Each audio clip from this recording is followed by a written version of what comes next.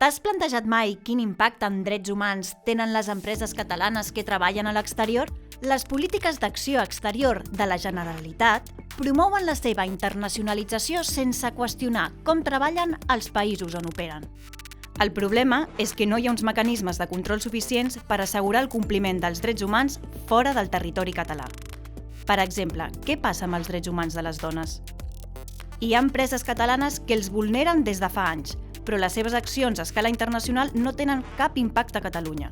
Com que no hi ha cap repercussió, es perpetua l'explotació del sud global, amb l'objectiu d'anteposar els beneficis econòmics als drets humans. Per això, és urgent crear el Centre Català d'Empresa i Drets Humans, un instrument jurídic que vetllarà perquè la internacionalització de l'economia catalana no generi impactes negatius a les dones de territoris del sud global.